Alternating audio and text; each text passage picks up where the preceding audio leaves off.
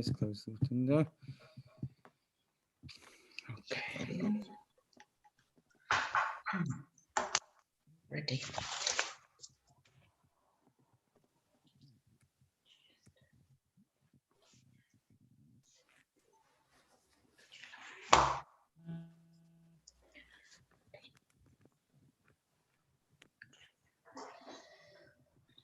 Mosh, are you still letting people in?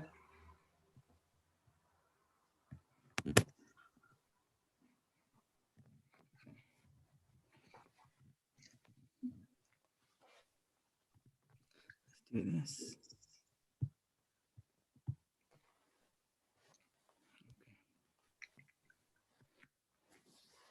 Now we need to get ready.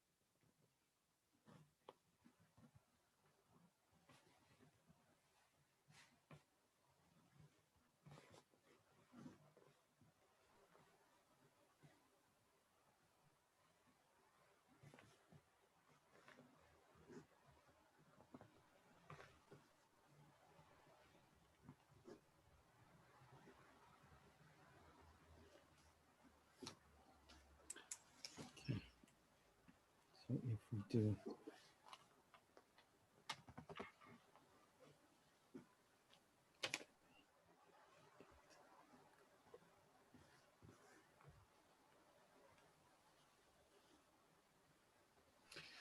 okay, I think we're gonna be ready. This is a sham.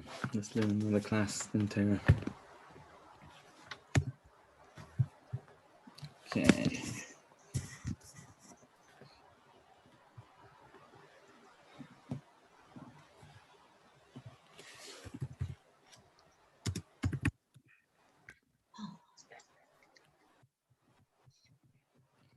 I'm going to close the chat.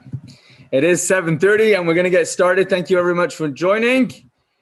Whether you are in person, on Zoom or on YouTube, or you're watching later, we're going to be learning the schos in the memory of those who have passed and unfortunately lost their lives at the suicide tragedy. And in the memory of their loved ones, their families, they should bench them with comfort and healing. And all the Yiddish people together. A very special Yasher Koyach goes to the family Abrams for sponsoring tonight's class. And maybe she should give them the koyach to continue celebrating simchas in the family and in the community. And of course, bringing more goodness around the world. Always. Be'ez Hashem. Thank you. We have here lesson 2 in our journey of heaven on earth. Last year we explored the Beis Hamikdash, and this year we're exploring the vessels, the utensils. And last week we said that the word kelim, vessels, utensils, interchangeably all mean the same things, and those are the utensils and the items that were inside the home, the house of Hashem. So we're going right along and we're exploring lesson 2. And as we said, we were going to explore today the 2 mizbechos, the 2 altars, an inner altar and an outer altar, a mizbech hapnimi, a mizbech hachitzoni. But in today's lesson, we're going to break it down into 4 parts, more or less. In our exploration of these 2 mizbechos and the messages that they give to us for the here and now, we're going to do a 4-step journey tonight, starting off with the difference between the physical, tangible, mundane, quantifiable me, the me that I know, that I see when I look in the mirror, that my friends get to know, that I associate myself with on the regular moment in an average day, and then the spiritual side of me. And the same applies not just with myself, but the surroundings I find myself in, the world that I live in. And these two sides are both important, very important in the journey of a Jewish person from the day they were born. And the truth is for every human being, from the moment of birth all the way throughout our life. And what we're looking for is being able to streamline, bridge, synchronize, so that these two elements of our life are fused together and they are bridged. And that's going to be a big part of today's class. We'll start off with a introduction of that. And from there, we're going to go into how these two mizbachos, the inner altar and the outer altar, tie in and bring us the altar messages, the significance of those altars. And from there, we'll go and translate that into what it means to serve Hashem, to be of service, both in body and in soul.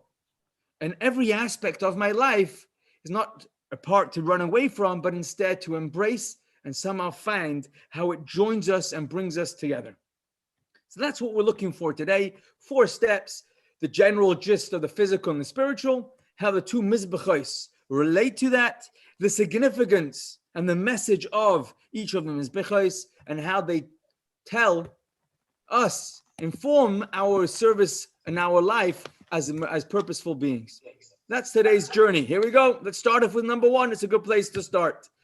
So we have the human being. The human being was created way back when, at the beginning of creation. It says so in the Torah. It wasn't the first day, but on the 6th day of creation, the last creation to be made was the human body. When the human being was created, as the pasuk says, Nasa Adam b'tzalmeinu, let us make man in our image. And of course, everybody goes to town. Who is Hashem talking to when he says, let us make man? And there are different explanations. One of the most beautiful explanations that I've come across recently was, let us make man. Hashem is talking to everything that was already created in the previous 5.5 days of creation. And every part of creation, every part of the universe joins together. Let us, as in the entire creation, all of creation, create man. And then once we have man, who is the sum total, a representative of all of creation, it's the prime precious jewel of creation. Now Hashem says, in this elevated, heightened creation called human, let's add something extra to it, a soul. There was a human being that had a nostril, a nose, and into this human being that was already created, Hashem then inserted an add-on, which was even more than this prize creation called the human being, which was created of all of creation put together. And in addition to that, there is now the human being plus a soul. And what's amazing is, if you stop for a moment and think about that, you have a human being who is just more talented, more skilled, and just an elevated creation than the most advanced animal. So perhaps we are the prime animal. And then in addition to that, says Yiddishkeit, we also have something which is not just the creation of all creations, but it's something beyond creation. It's unlimited. The unlimited part of humanity is the soul. So even before the soul, we're very advanced. And in addition to that, this is how we understand the human being from a Torah perspective. And actually, this is very much paralleled with the Beis Hamikdash. On the one hand, the Beis Hamikdash was the central point of the whole world. It is where the entire world looks towards as a place of elevation. Funnily enough, if you're not sure about this fact, just look at the news. Where is the point of the most contention in the whole world continuously, even though it should be very minimal? And of course, throughout the ages, it's always been a central focal point. But leaving that aside, from a Yiddishkeit perspective, of course, the Beis Hamikdash is the one single place of all creation. That's the building. And in addition to the building being special, there's an neshama of that building. where Hashem's Shekhinah dwells within that building. And that's not just because it's a prime place, an address that we've designated, but it's because it's got an extra amount of spirituality that's more than any part of creation. And this is what we're going to look at today. In the human being, there's the body, which is great, fantastic, very special. And then there's the soul on top of that. And that parallels the Beis HaMikdash.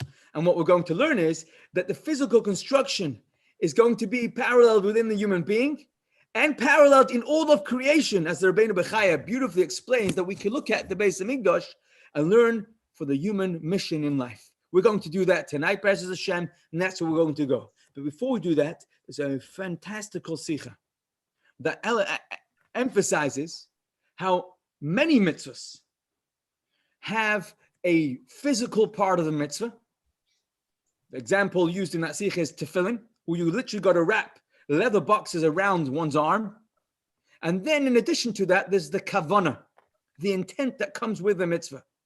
What's the kavanah one has to have on putting tefillin? That I'm devoting my heart and my mind to Hashem. But the kavanah, the intent of the mitzvah, is an act, a spiritual act. It's a abstract act. It's not something that you can necessarily see when a person is doing that, but it's part of the mitzvah. And the same is true with the Beis HaMikdash. It's a mitzvah to build the Beis HaMikdash. It's an instruction from Hashem. Yet when a person puts the first stone on the Beis HaMikdash, and the Beis HaMikdash is not going to be complete maybe for 2 or 3 years, have they been fulfilling, acting as part of the mitzvah? And of course the answer is yes. You don't have to have finished the Beis HaMikdash. Every step of the journey is part of the building Beis HaMikdash, including the very first stone. And for the same price, studying, thinking about how to go about building a Beis HaMikdash and why we need a Beis HaMikdash is part of that process of building the Beis HaMikdash. And the idea is that already from now, we can start building the Beis HaMikdash, if not the first stone, but already learning those halachas. So this is how we're entering and we're getting involved in the idea of building a Beis HaMikdash already now through learning about it. So this is a great introduction. And from there, we're jumping into this part of where we left off last week, where we have body and soul, physical and spiritual. And as we said, it's both in the human being and also in the Beis HaMikdash.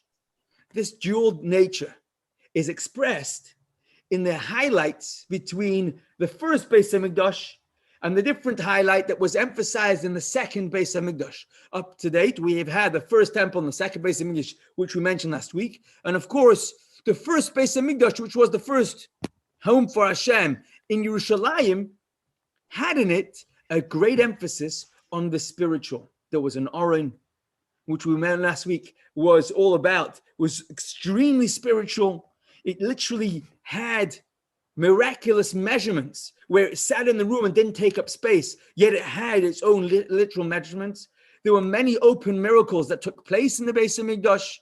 There was never a fly in an open butchery. The amount of animals that were being shechted daily in an open space in the heat, there was nothing like that. And of course, there were many other miracles, like the Urim V'Tumim, where the Kohen Gadol wore his breastplate and was able to see answers prophetically in whenever he needed to. And that was the first Beis HaMikdash. On the other hand, the spiritual prominence that was there in the first Beis HaMikdash was missing in the second Beis HaMikdash. By the time the people came back after the first destruction, the chain had been broken. And when they came back, the Kedusha was no longer the same. But on the other hand, the Beis HaMikdash that stood, the second Beis HaMikdash, after it was renovated by Hordus, by King Herod, it was the most beautiful building. So much so that Chazal tell us, Mishal Yirah Binyan Hordus, Lo Yirah Binyan Na'ami Yamav. One who had not seen the beauty of the second Beis HaMikdash after it was renovated by King Herod had never seen a beautiful building in his life. So on the one hand, the first Beis HaMikdash was more ruchnius, more spiritual. And at the same time, the second Beis HaMikdash was more material. It was beautiful.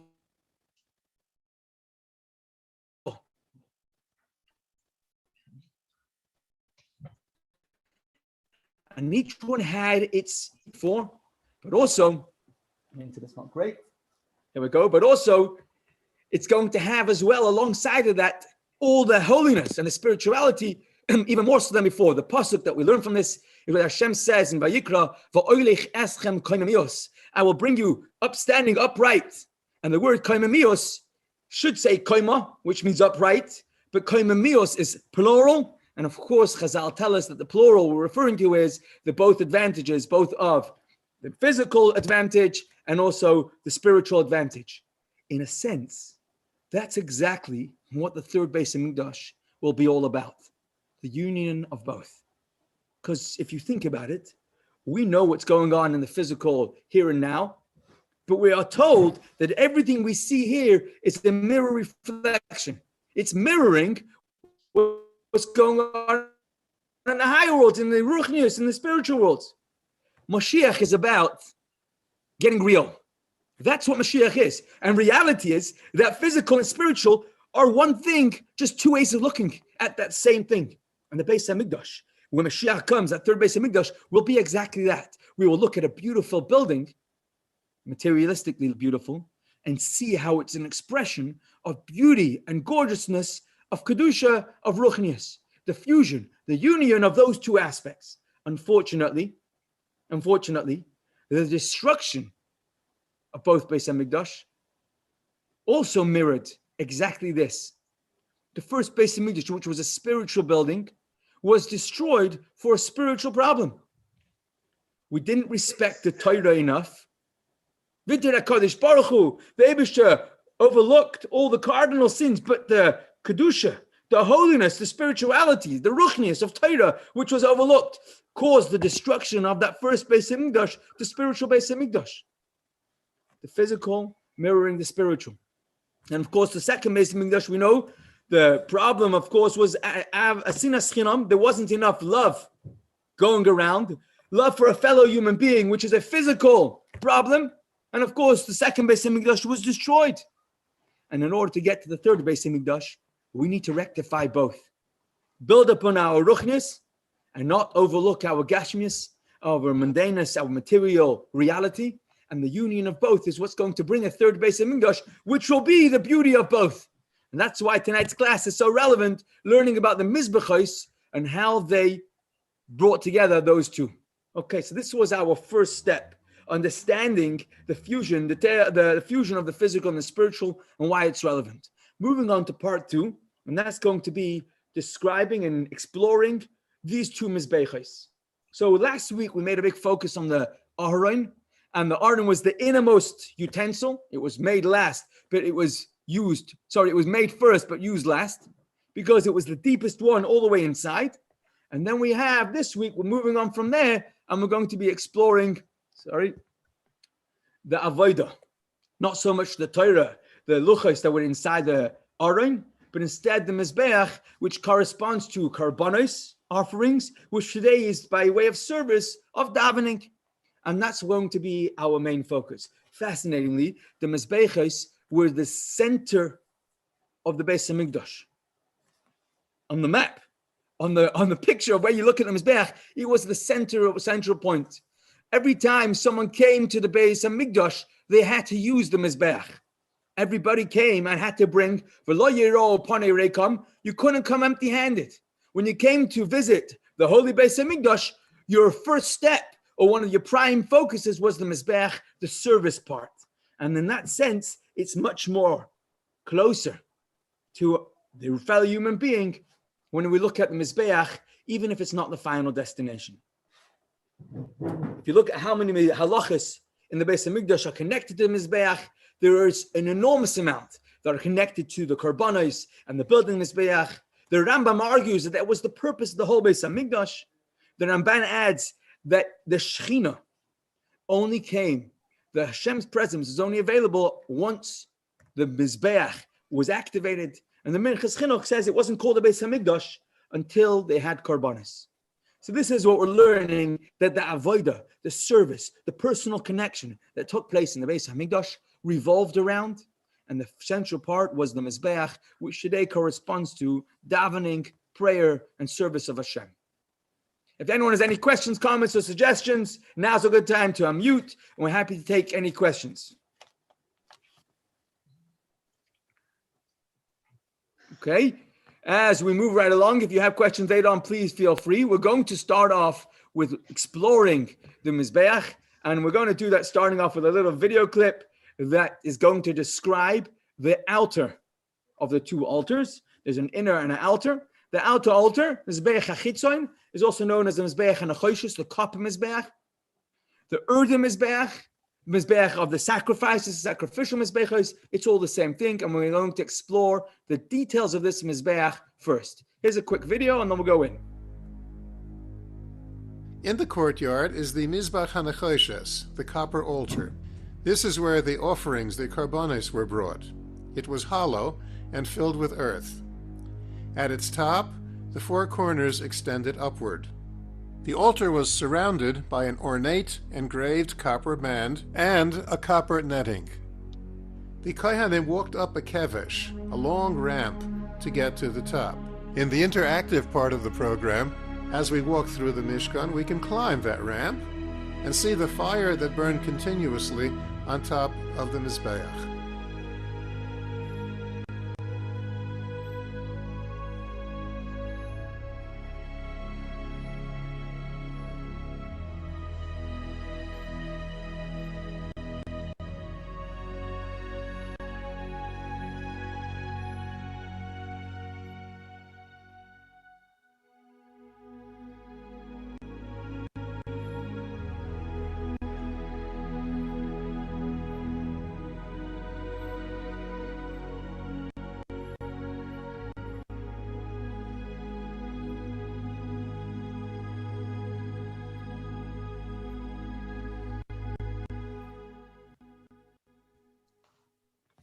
Okay, so that's our Mizbeach. I'm going to ask you for a moment, just stop and think. You might want to close your eyes. We have a Beis HaMikdash. Hashem has told us to make it a home, and the central point, the most active part of the Beis HaMikdash is this altar, this Mizbeach. There's obviously a great emphasis on the Mizbeach, and there's a lot to be learned about it. And more importantly, there's going to be a lot for us to learn from it, not just about it. And that's what we want to do today.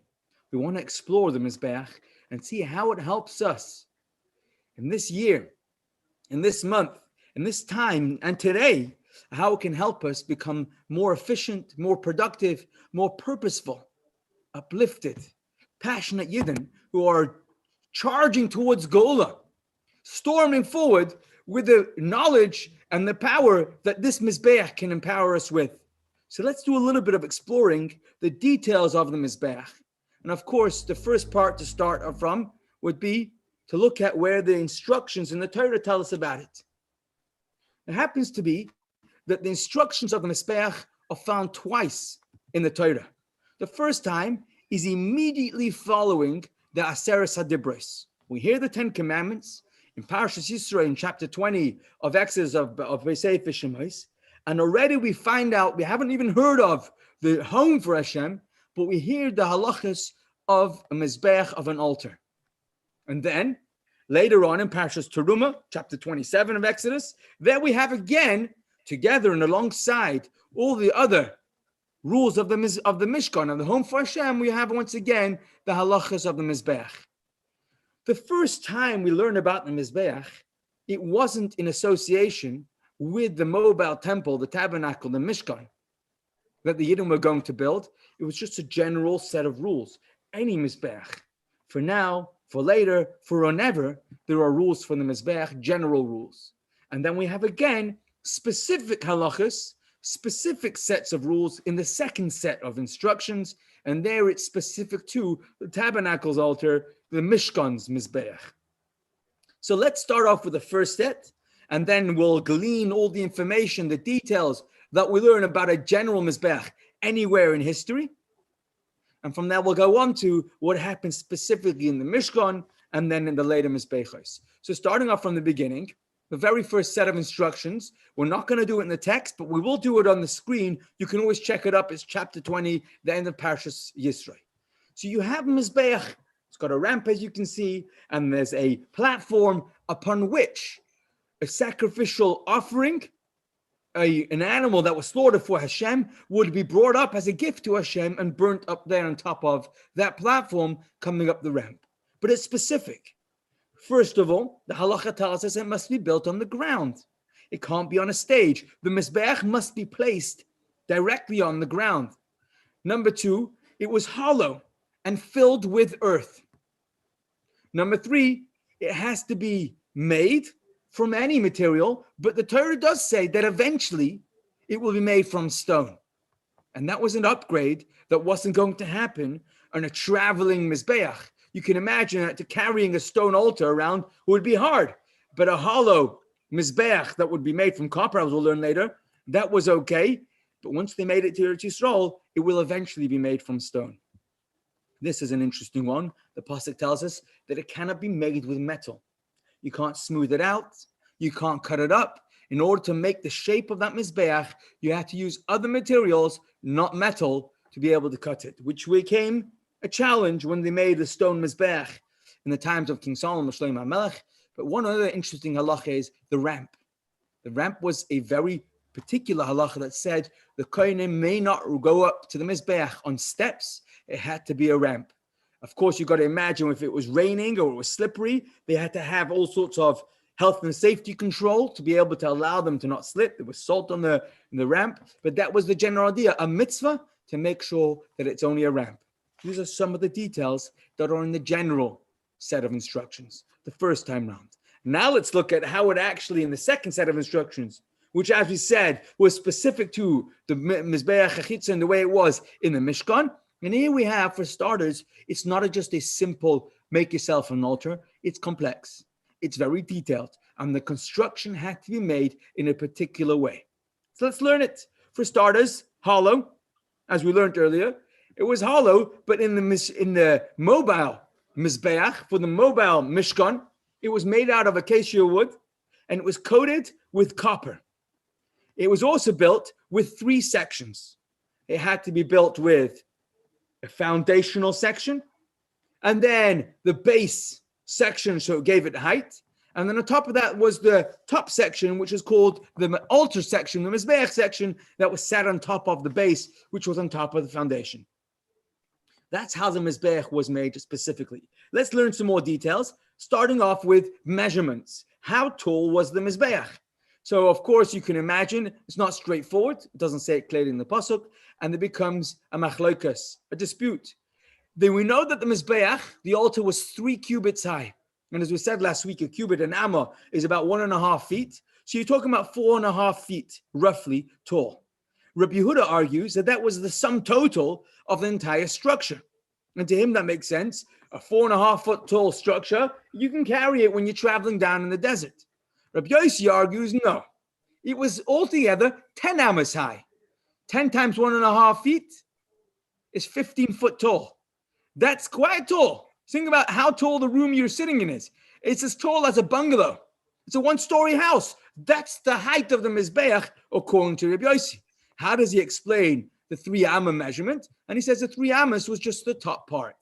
So the way he does it is, he explains that the foundation was 1 amma tall, 1 cubit, 1.5 feet tall, the foundation, and it measured a 7 by 7 amas.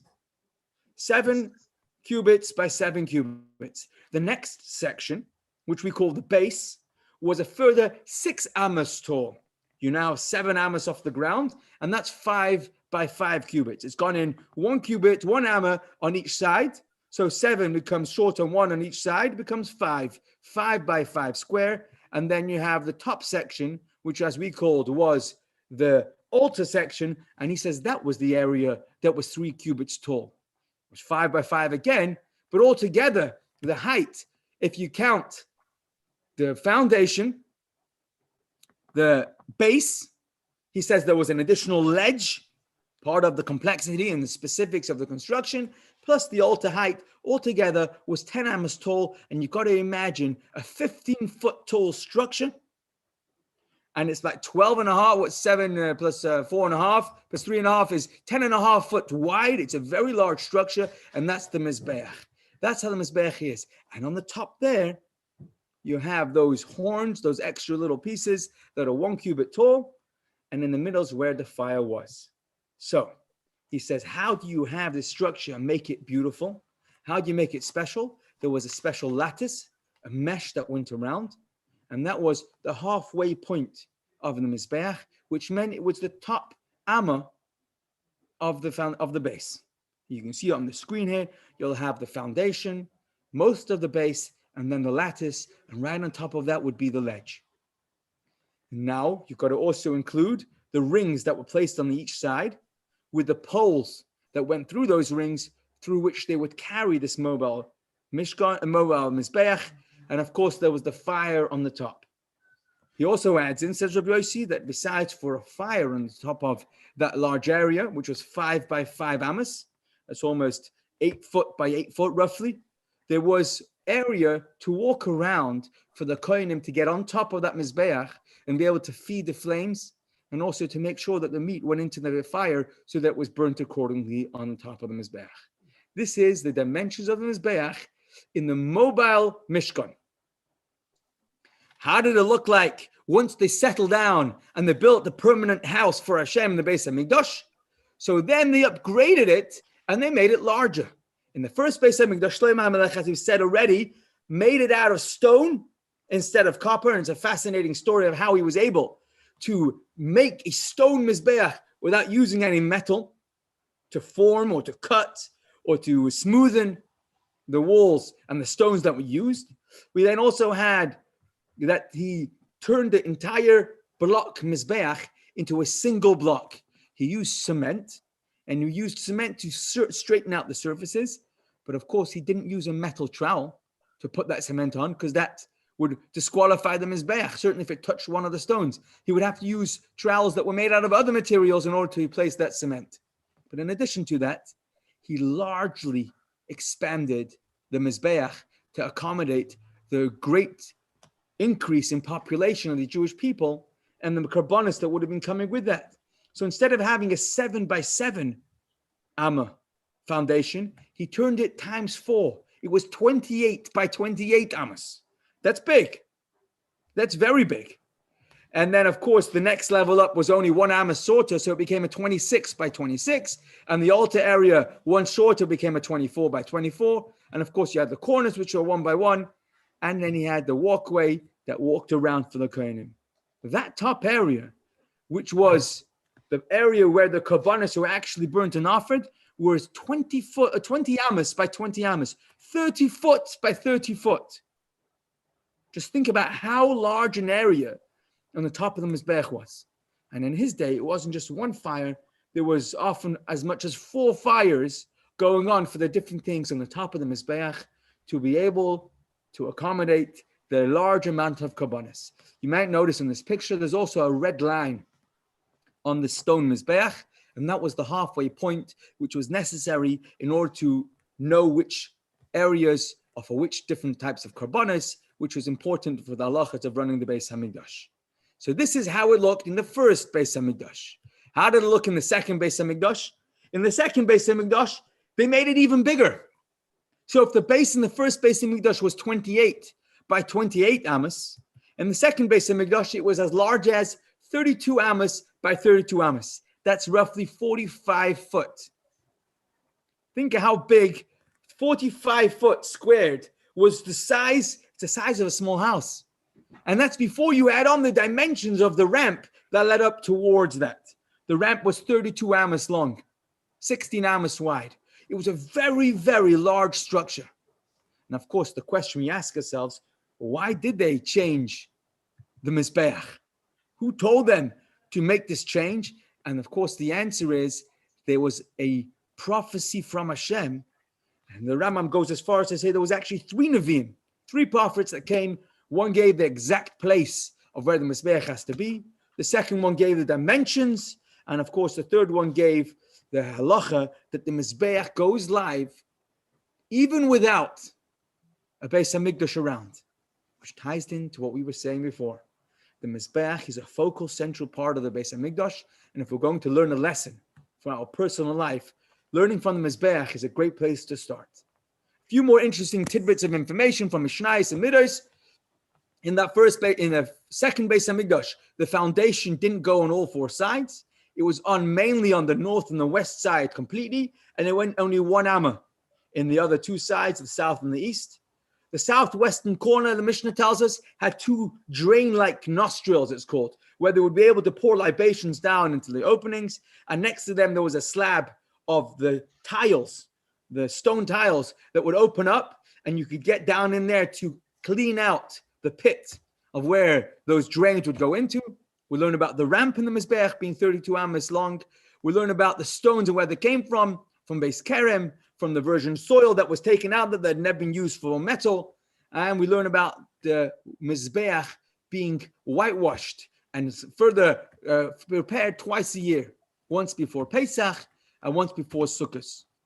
The Heichal, the entire structure of the Beis Hamikdash, was also repainted or repaired once a year. And that was before Pesach. I guess Pesach cleaning doesn't only mean cleaning, it also means bringing things up to scratch. Rabbi Yossi in the Mishnah also mentions that every week on Friday, they would wipe down the Mizbeach. Why would they need to wipe down the Mizbeach every week? Because it was being sprinkled with blood from every offering, and that needed to be wiped down every Friday. And of course, it mentions in the Mizbeach not using any metal, trowels, anything of the sort, not near the Mizbeach. In the one more fun fact before we move along, we've learned the first and second Beis Hamikdash.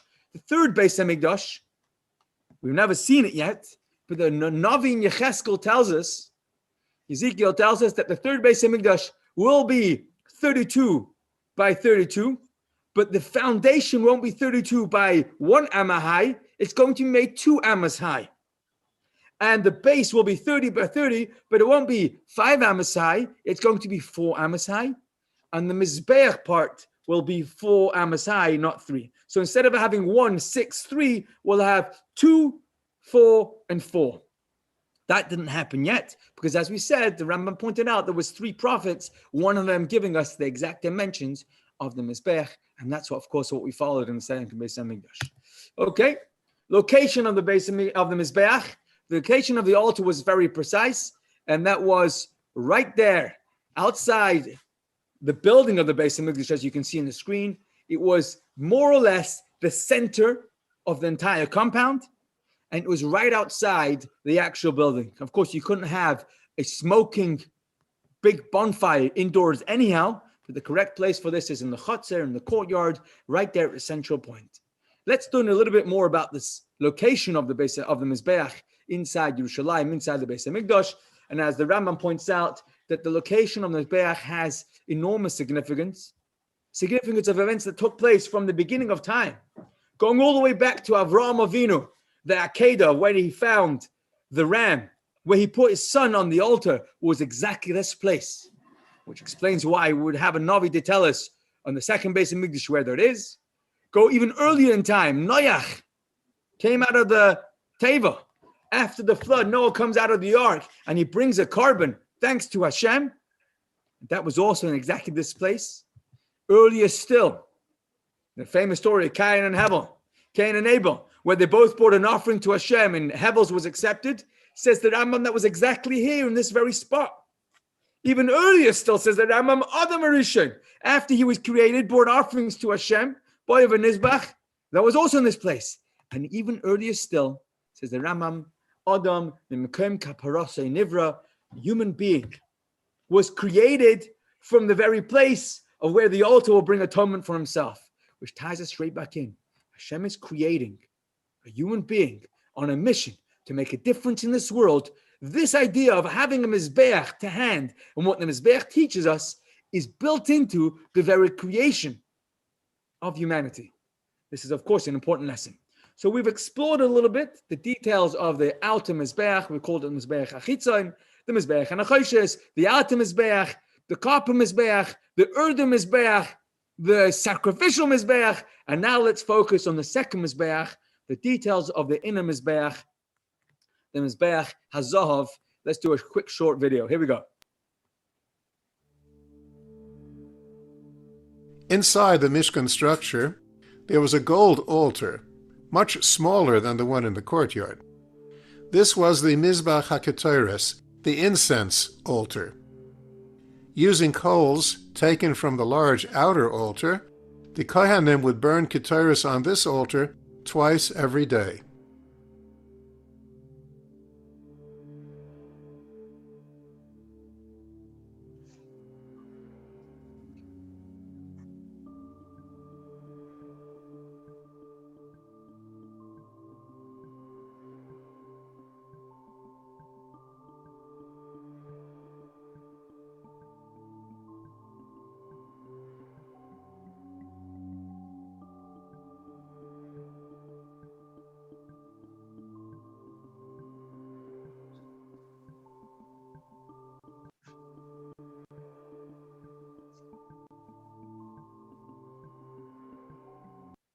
And that's how in a Mizbeach. Just think about it for a moment. If we go back to this map for a second here, you have the outer Mizbeach here. And then you have the inner Mizbeach, which is inside the sanctuary. And of course, as we've described already, a Mizbeach is a place where we serve Hashem of Avodah. And we had the outer Mizbeach, but we also have an inner Mizbeach. An inner Mizbeach has the same idea, but on a whole different level. We've called it the Mizbeach HaPnimi, the inside Mizbeach. It's also known as the golden altar, the Mizbeach HaZahav, or the incense altar, Mizbeach HaKetores, because that's exactly what it did. It was a place where incense were brought. What are incense? Incense is that special recipe of perfume, of spices that were mixed according to Hashem's unique recipe and burnt as an offering in the morning and the evening on this Mizbeach to Hashem. What are some of the details of this Mizbeach that was inside the sanctuary, closed off, and it was inside Hashem's personal chamber, so to speak? So let's do some of the details to explore this Mizbeach HaZahav. For starters, it was again made with wood. It was coated with gold rather than copper. Dimensions, 1 amma by 1 amma by the height of 2 ammas, not very large. Of course, gold isn't light, but it wasn't solid gold. It was hollow on the inside. And there was a crown that went around. We saw it in the video. I don't think they have it on this diagram. That went around the zeir, a little crown ornament that went around the top of the Mizbeach. And of course, there was the rings and the poles. It's actually, again, a point of discussion whether there was 2 rings, like you can see in this picture, or whether there was 4 rings, like we saw on the other Mizbeach. And of course, the difference between this Mizbeach and the other one, the one outside, one of the big differences is the roof. The other Mizbeach had no roof. It was filled with earth or stones. This Mizbeach actually had a golden roof. Now think about it. The fire was set on this gold compared to the massive bonfires of the outdoor Mizbeach that was set on earth. So these are some of the differences that we have, or some of the details that we have. Let's look at some of the upgrades and the different Mizbechos Hazav as they went through from the mobile Mishkan in the desert, and as we settle in the Beis HaMikdash Rishon, first Beis HaMikdash and second. So in the Mishkan, we was made out of acacia wood and then coated in gold. In the second altar, as in the Beis HaMikdash, this is true for the first and the second, it wasn't just made out of wood, it was made first of stone and then covered with wood and then covered with gold. Rashi asks, why was it necessary to replace the original altar if you had almost exactly the same thing? And Mitzvah David explains that it was very much the resemblance of how the entire Beis HaMikdash was constructed. Stone plated with gold. Shlomo HaMelech built a beautiful building and coated the stone with gold. And in a sense, the Mizbeach HaPnimi had that same sort of resemblance, same sort of construction. Others want to suggest that by making out of stone, it would be far more durable and it would last permanently rather than a wooden one. One more fun fact, talk about the third Beis HaMikdash. In Yecheskel, Ezekiel and the prophecy of the future, it talks about the Aron being not 1 amma by 1 amma by 2 ammas. Instead, it's 2 ammas by 2, that's double, and not 2 high, it's 3 high. And of course, there'll be a dispute, as you can imagine, whether it's actually referring to the way the Mizbeach HaZahav will be in the third Beis HaMikdash, or as the pasuk finishes off, right after describing this, Yecheskel says a famous quote, "Vayedaber Elai, zeh hashulchan asher lifnei Hashem." This is the table before Hashem, which becomes the angle that many take and say, actually, that pasuk isn't referring to the golden Altar is talking to the golden shulchan, showbread table, which we'll explore next week. Why does it call it a mizbeach, an altar? Because as we know today, when we sit down to have food and we're eating our own meal, consuming, intaking energy from food, that is comparable to a mizbeach. And they want to use this pasuk to help us understand how important our meal time is and make sure it keeps us focused. So we learned about how it looked in the first Beis Hamikdash, how it looked in the second Beis Hamikdash. We've explored the inner altar, and previously we explored the outer altar. If anyone has any questions, comments, or suggestions, and would like to ask, now is a good time before we jump into the next step, which will be the symbolisms and, of course, the message of how it empowers us. If anyone has any questions, feel free to unmute. Anyone here have any questions? Okay, moving right along. Before we get into symbolisms, we're going to ask questions. Questions is good. No one else is asking. I might as well do the asking. Question number one. How does burning stuff on a mizbeach, on an altar, empower us to connect with Hashem? How does it work? What does a mizbeach do for us? And why should it make sense? Why should it work that way? One question, bear it in mind. And if it does work, why is one not enough? Do we really need two? What's the two separate mizbeachs for? And of course, what is the spiritual purpose? What do they represent? What are the functions of these two altars? And what do they mean to us? Okay, so this is what we're going to work towards. And in the next 10, 15 minutes, we want to be able to answer these three questions. And of course, finding answers to these questions will give us food for thought and give us a path to follow in our ambition, our aspiration to make Mashiach happen now. Here we go. Significance of the Mizbeach. Look at the fire. Look at a picture of the fire. What comes to mind? What does fire do and what does it represent to us? Things burn up. Things go up in flames. And that's exactly what the fire does for us. It elevates. The altar, the Mizbeach, is the idea of putting things on the Mizbeach and bringing it up higher. Bringing it up higher means to elevate, to transform. What are we transforming? What are we looking to elevate? The truth is we're looking to elevate the entire creation, all of humanity for sure, but everything around us should have a way to connect to Hashem. It's there to enable us to be united with our Creator. We spoke about this last week. Creation, Creator. They're not buddies. We're so far apart. There's so much in between us. It's so insignificant. And that's why the altars do have significance. They give us a way to be able to bring our own self to a higher level, to elevate ourselves. Last week, we spoke about the 3-step journey. Detached.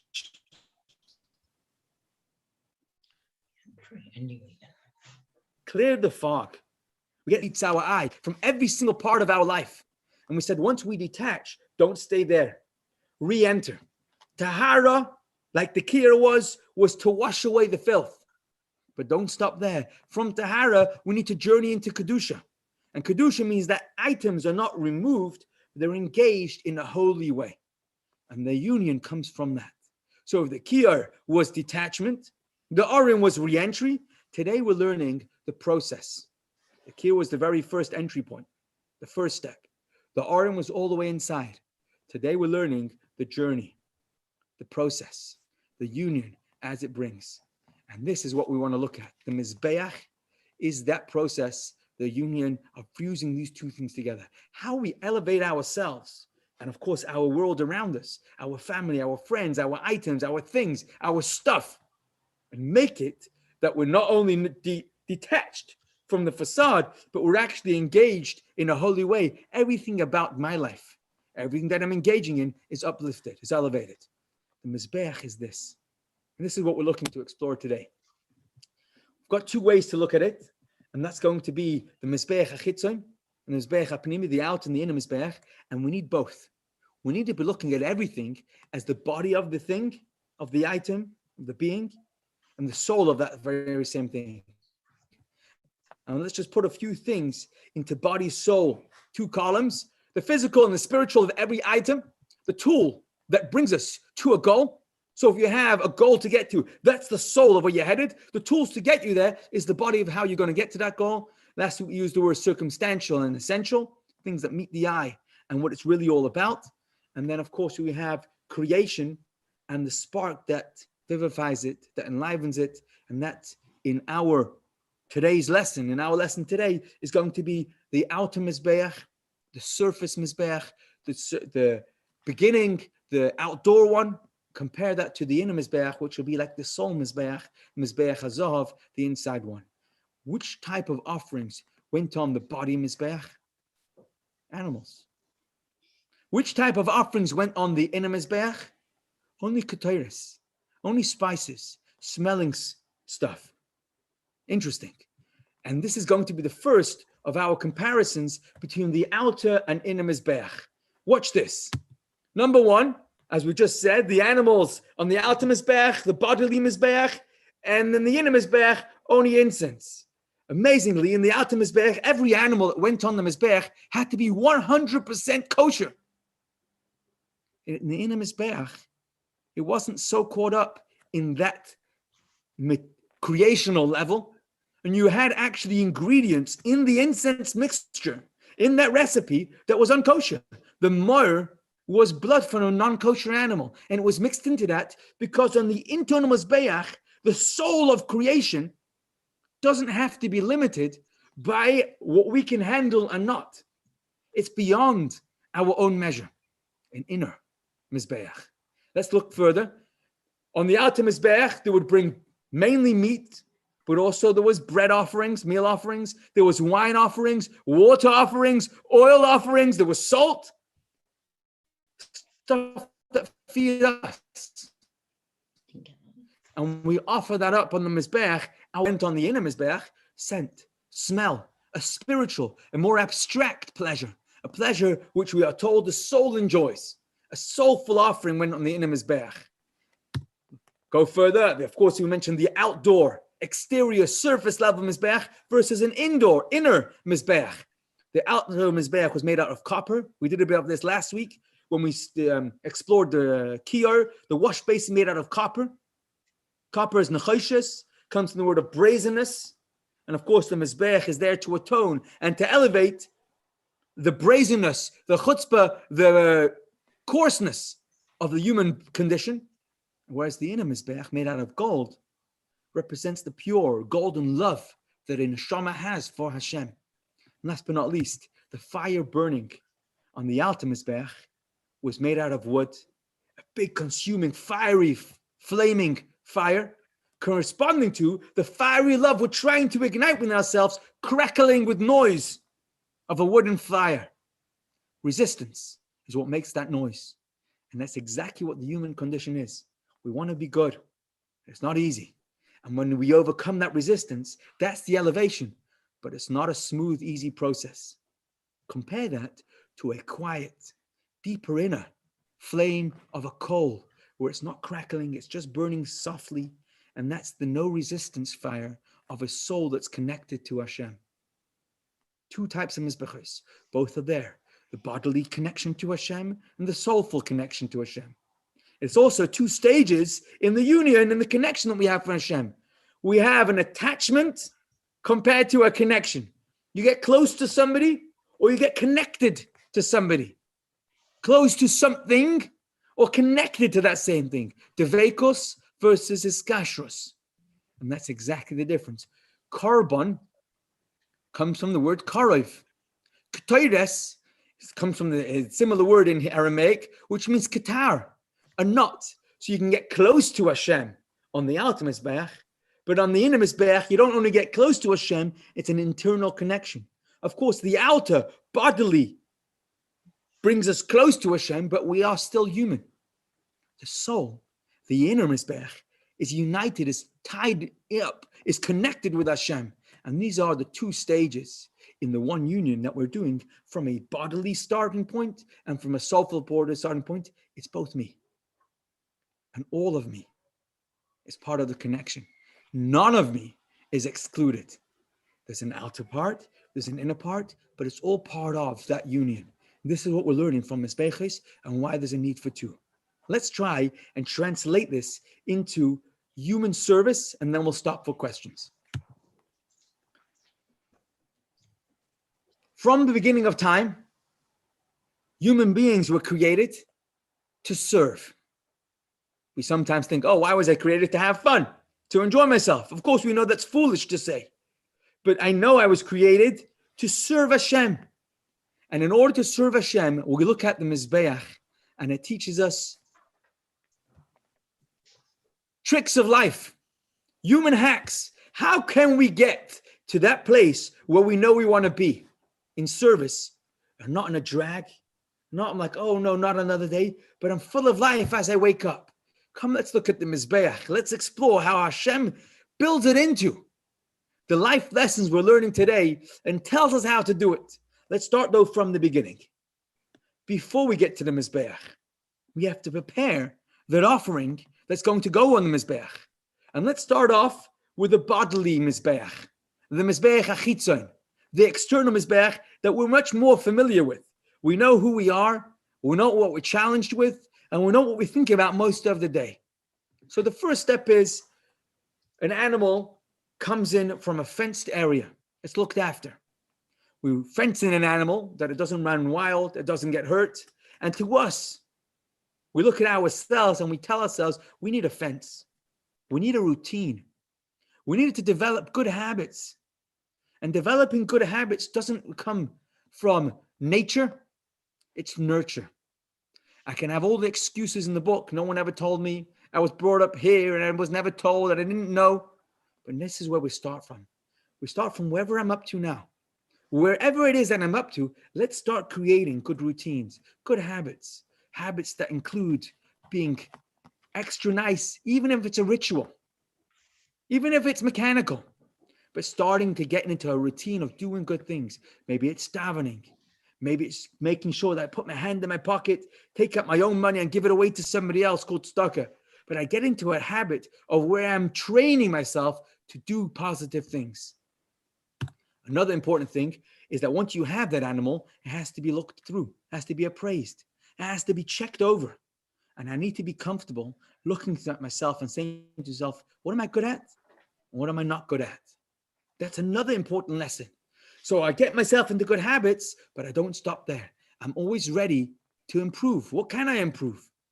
Another important thing is that you have to nominate it. A carbon must be dedicated to Hashem. You can't just bring it up. You have to actually declare that this animal will become a carbon. That dedication, so important. I tell myself I'm committed to serve. I make a decision. Even before I've done anything, I decide that I'm going to be comfortable with becoming a more service-minded person. And when I do that, I'm on track. Routine habits, being willing to look myself in the mirror, accept appraisal, and dedicate myself. And then, of course, there's the preparation, which is shchita. Put a bit of chassidus into this, and shchita is mashicha, which is withdrawal and removing the passion of the meat, the life of the animal.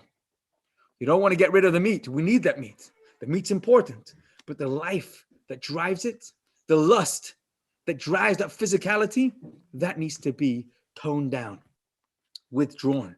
And the withdrawal leaves us over with not nothing, but it leaves us over with materialism, with meat, with a good flesh. But that's a flesh, that's a meat that can now be sensitive and be brought on the mizbech. It's sensitive to godly pleasures. And this is the idea. Our own body can become in a place where it's comfortable. It's going to enjoy being godly. Could you imagine a human being enjoying, getting pleasure, nachas, geschmack, out of being godly? That's what we're looking for. Routine habits, being willing to accept and upgrade, to dedicate and commit myself, and to withdraw the passion, the lust for physicality. And now we're ready for a carbon. And the carbon on the Mizbech has two areas. There was two general things that would go in the Mizbech, the blood and the fats. Think for a second. Blood is energy. Fat is pleasure.